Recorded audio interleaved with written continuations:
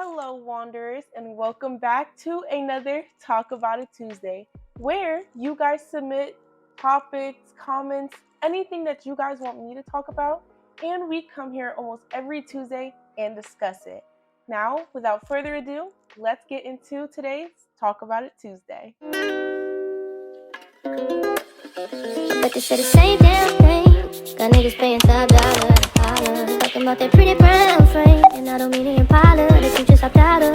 Go on about your business. You must be religious. God done took.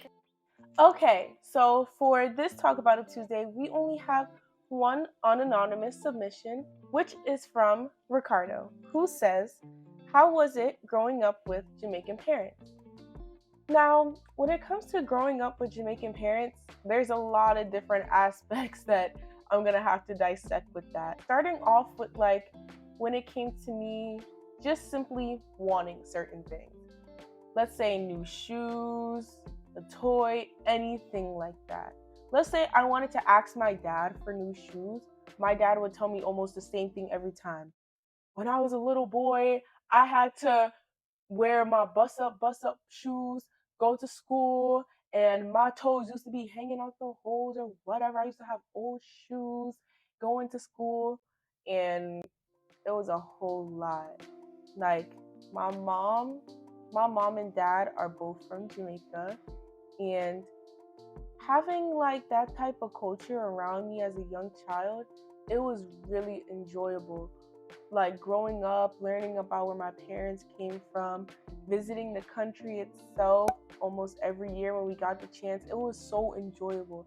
I love everything about Jamaica, my culture, the people and food and music, everything that comes with it. It's really amazing to dive deep into your heritage and knowing where your folks came from and the people before them.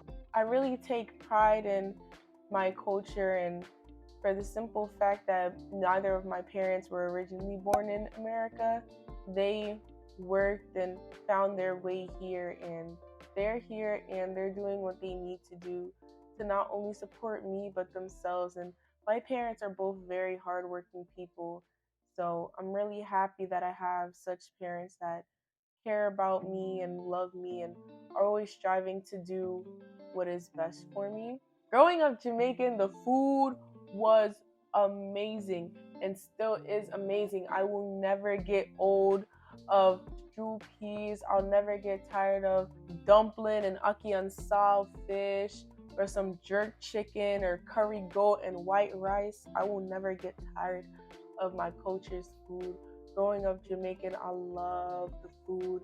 But when I was younger, I used to be a real picky eater. So certain things that I eat now, I didn't used to eat back then. But I really appreciate my parents for never clowning me on it or looking down on me because of it. One traditional Jamaican breakfast is ackee and saltfish with dumpling. Like if I didn't really like ackee and saltfish that much as a kid, so my parents didn't hesitate to make me my own separate breakfast, and I really appreciate them for that. Growing up Jamaican, I would have some family members who would clown me and call me a Yankee because I'm from America, but it was all good and fun. That's just the different aspects that come with it. When it came to me being able to do certain things, my dad is really more lenient than my mom is. Like my mom never let me take public transportation like that when my other friends would be able to go to Penn's Landing or KOP or Springfield by themselves, as a group, with our friends, and I was the only one left out. My dad, on the other hand, my dad will always tell me stories about how when he was in Jamaica and he was younger than me and he was taking the bus, bike, wherever he needed to go to get to school. He would tell me all the different routes he had to take just to get to school, which I appreciate. But now looking back at it, I'm kind of hesitant when it comes to taking public transportation only because I don't have that experience with it. But my dad has knocked sense into me how many times, and I shouldn't be afraid of taking public transportation because of that. So I really appreciate that.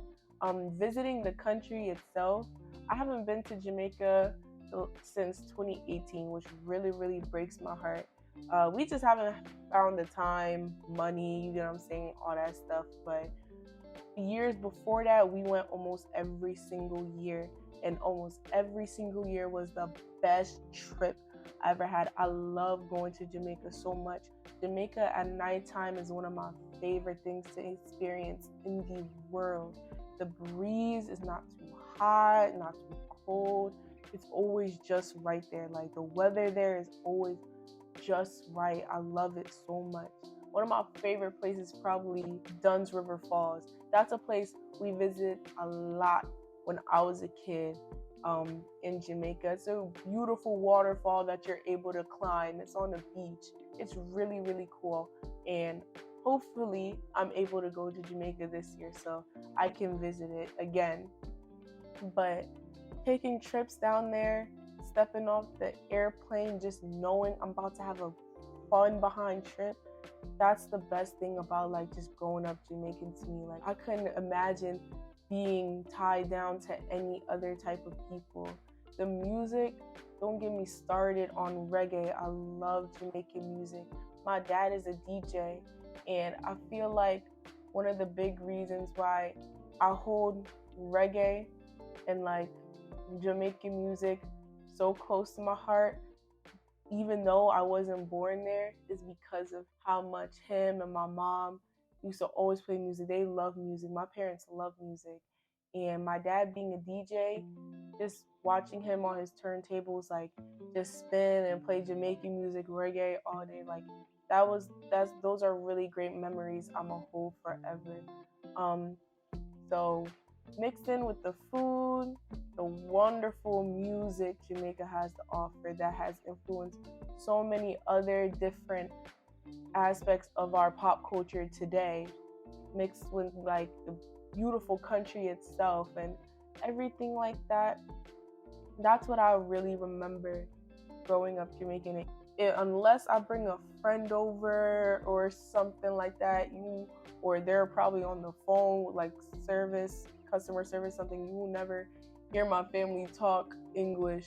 They're always speaking patois, and I really love that growing up. My parents never felt like they had to speak English to me for me to understand them. I really appreciate that. They never dumbed down their language to fit what they thought would help me understand them best just because we were in America. They always speak patois to me, and even now I can understand everything. In the Jamaican language, and I'm very, very grateful for that. So that's how it was growing up Jamaican. Now for the anonymous topics, which is really the majority of the submissions I got. So our first anonymous topic today is, I'm having trouble deciding which college to go to because I don't want to be far from home, but then again, where I really want to go is like 2 states over, and the schools in my area don't have the major I want. But I know myself, and I'm going to be homesick real bad if I leave. What do you think? Please, please, please, please, please, please. I cannot stress this enough. Trust that gut feeling. If you know you want to go somewhere, it's definitely going to have your major, your interest. You know you're going to strive there the best. Go there. I feel like where I messed up when it came to college was I didn't fight hard enough to go to the school that I really wanted to go to. And I feel like that's how I got in the situation I am now, to where I want to transfer there when I could have just been there in the first place. I know it's gonna seem like scary or like you're alone and all that stuff, but don't even think about it that way. You're going somewhere that you know in the future you won't have a what if or if only I could have type of moment. You're going somewhere where you're gonna strive, where you're gonna be the best you possible. You're gonna get an education in something you're interested about. You're gonna be in an environment that's gonna help boost your skills and your mindset to accomplish those goals you have set for yourself. It's gonna be scary. It's gonna be tough. That's a whole, those 2 states over. For people like us who's just starting off in college, that's a whole new world we're hopping into. So I can only imagine how overwhelmed and stressed you might feel. But I'm telling you, do not settle. Definitely do not settle when it comes to something like this, because this is what's setting you up in the future for your career, long term or short. It doesn't matter. You don't want to have those what if moments and those regrets and thinking back saying, oh man, I could have done this better. I could have done this differently. You should go there, try it out, see how you like it. You get what I'm saying? If anything, if in that moment, if it fails and it's not working out for you, at least you found that out way earlier in time. I feel like my first semester, I felt like I wasted so much time being where I was being at, getting the grades I was getting, just in the mindset I was at, not knowing that I was still so young. I'm still so young right now. I have this is just the beginning for me, for you, for all of us. This is just our beginning. We don't have to be so stressed and tense and hard on ourselves when it comes to stuff like this, because freshman year of college, that's the most, like, this is one of the biggest challenges I've ever had to face right now when it comes to school. Like, it's really heartbreaking that it's not working out for me here so far, but in the end, I know my end goal, and I know that where I want to be has to be somewhere that's going to accommodate for my wants, my goals, my aspirations, where I know I can be in life and how I'm going to achieve that. You need that as well. My suggestion for you, definitely, like, test it out, try it out. It's better to fail now, just fail early and be like, okay, tried that out, it didn't work out. All right, what's the new thing? Than to not take that risk and you just wind up somewhere where you're not happy. You know you're not at your fullest potential. So my suggestion is you don't be me. Definitely don't be me. Go where you want to go and where you know you will achieve. Go the 9 yards, okay? Don't settle for your hometown. And that's where I'm gonna leave you with that. Okay, on to the next topic. For the next anonymous submission, we have: my stepmom is constantly overstepping her role as the quote-unquote parent she claims she is, but doesn't do anything but be up my ass about what I'm doing instead of minding hers. How much do you believe is too much when it comes to how step-parents should parent?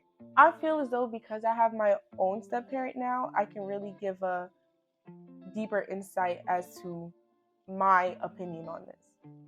When it comes to what I think is too much when it comes to a step-parent, like, parenting is trying to discipline the child harsh enough to where it's like, no, that should be the biological parent's job. Like, to be real, I feel as though no step parent should really harshly punish, and depending on the punishment itself, really punish a child that's not theirs. If you have a problem with, like, your spouse's kid, you should take it up with your spouse. Being all up in the kid's face, pushing them around, screaming, like, giving orders, giving harsh punishments, I really don't think that's the place of the step parent. You could be a, like, real young kid and you got your step parent when you were like 4. So for real, that's like the only parent you really know like that, like you've had long enough. So I can see it in that light where, okay, it might not be doing too much for real because that person's been in your family. Like they're basically like your second parent. You get what I'm saying? So, but if it's like this person hasn't been around that much, or even so, like, I really don't feel like step parents should punish their step kids without the biological parent around. If you have a problem with your step parent, if you have a problem with your stepchild, I feel like you should really take it to their parent and be like, hey, I have an issue with so and so doing this. Either we all need to sit down and talk about it together, or you need to sit and talk about it to them. Don't be a nobody child face trying to play their parent, because especially if their other parent is still in their life, like you can't just overstep your role and do too much. When I first got my stepdad, I was real anxious about it, only because of the horror stories I had heard about people and their step parents. my stepdad, he's really cool. He's a really cool guy, and he doesn't do too much. He's great. If I have an issue, he talks to me. Me and my mom are having issues. He talks to me and gives me advice on how I could make the situation better and probably prevent certain arguments from happening. He's really great. Like, he doesn't overstep. He doesn't yell at me. He doesn't try and do too much and overstep his role by punishing me, like nothing like that. Like, he's a really cool dude, and I'm really grateful to have him. So when it comes to parents overstepping their role, if you feel like your step parent is doing too much, either tell them, hey, I feel as though you're trying to fill shoes that are not your size, and if you have this issue with me, either please take it up with my parent and we can all sit down and talk about it, or take it up with my parent and they will talk to me about it. But the way you're making it sound, like constantly overstepping her role, is making it sound like she's like just doing way too much. And I feel like sometimes in situations like that, people can get real too comfortable around kids, and will start thinking like, oh, they run the show. When in reality, no, that's not going to make anybody respect you anymore. I don't believe that just because you're a child or you're a teen or whatever, adults can really talk to you any way they want. I don't believe that. That's just me personally. I feel like at the end of the day, we're all people. Talk to people how you want to be talked to, especially if there's someone that's like not really your kid, especially not no whoopings. Like, you definitely should not be putting your hands on nobody's child that's not biologically theirs. If you have an issue like that, definitely take it up with their parent and have their parent talk to them, or all y'all can sit and talk to each other, period. If you have that problem with your step parent, be like, yo, take it up with my mom and my mom can talk to me about it. Like, don't be in here yip yapping, screaming all up in my face or trying to punish me. Like, that's just me. Like, not on no disrespectful type time. Like, this is genuinely, if like, it's not no petty stuff. Like, if you actually did something wrong, like, all right, like, chill out. But this is stuff like, oh, you're just minding your business and they're just being overbearing and bombarding, or they're in your space, and you know what I'm saying? Like, stuff like that. So that's my advice. I hope it gets better for you. Definitely talk to your parent and just be like, yo, so and so is like kind of doing too much. Could you talk to them? Or to your step parent, you could just say, if you got a problem with me, take it up with my parent and they will talk to me about it, period. And that's my advice on that. Okay, on to the next submission, which says, let's talk about how there's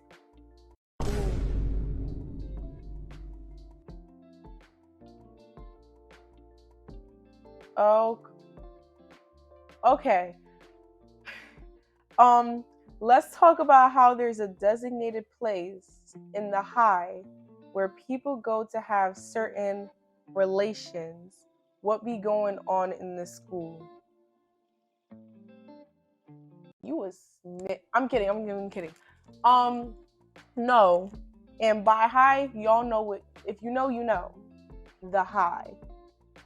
So when I was when I went to the high, yo, I knew people who either did stuff in those little parts of the high school, or like people would just tell me about it. Like, it's something everybody knows in that place. Like, there really is places in that school where people, like, there be nooks and crannies. Like, trust me, y'all think y'all know the high? No, you do not know every crook and cranny of that high school. Like, I swear, I can think of probably like 5 places I know that people like. You get what I'm saying? Like, in the high is crazy though. Like, y'all are drawing. Like, you're even more federal for bringing that up. Like, that's really crazy. You gotta be like a lower classman or something. Like, there's no way.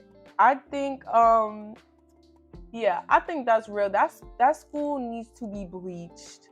That whole school needs to be bleached, clean. FBI, open up!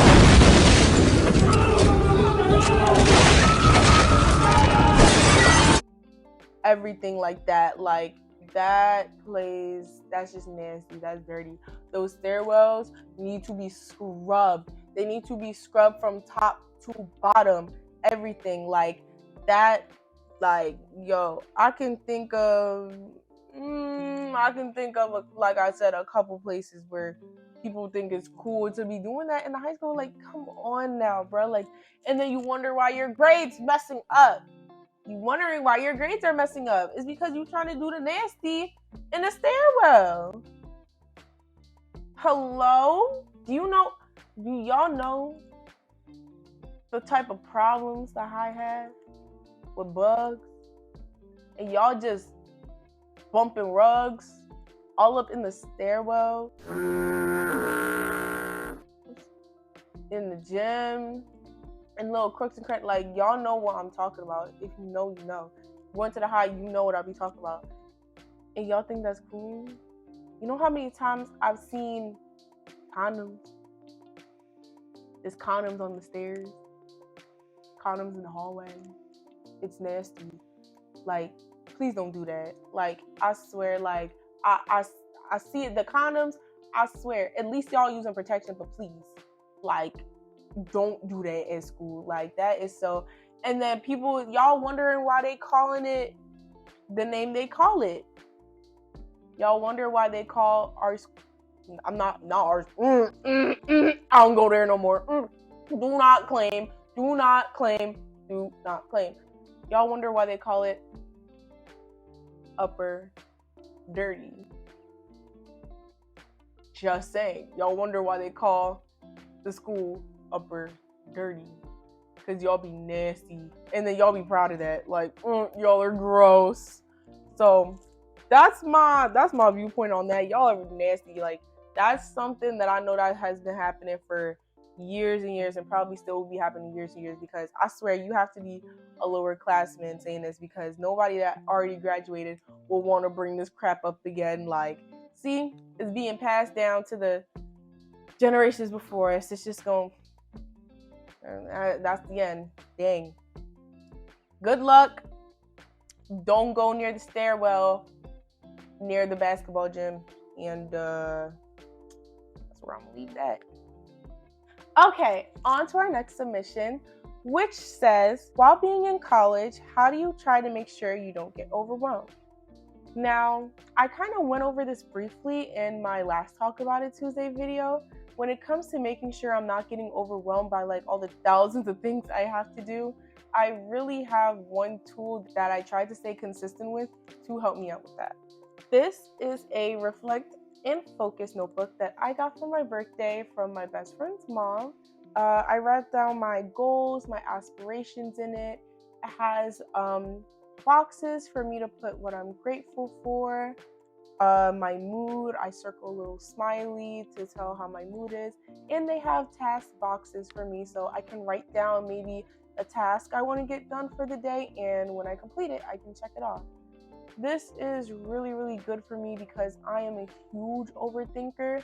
If I try and sit and think about like the millions of things I have to do in one day, I will most definitely get overwhelmed, and I'll get so overwhelmed to the point where it's like, nope, not doing that no more.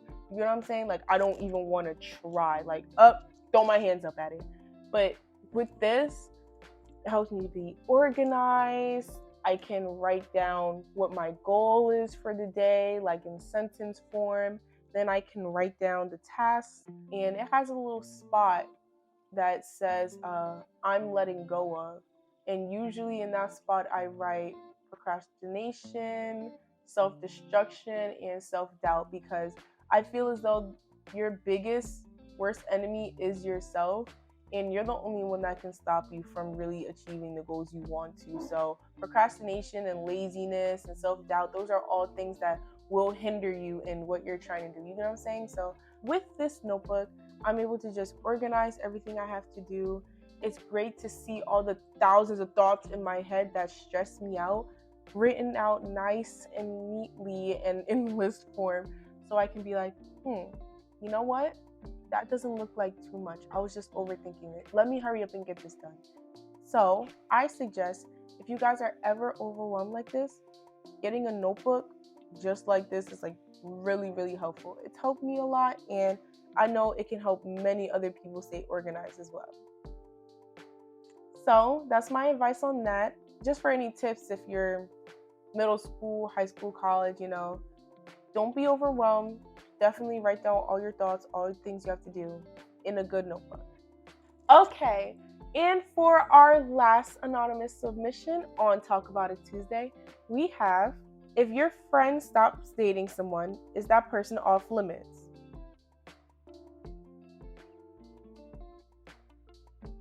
Not no shady type time, just was having a debate about this with someone else the other day.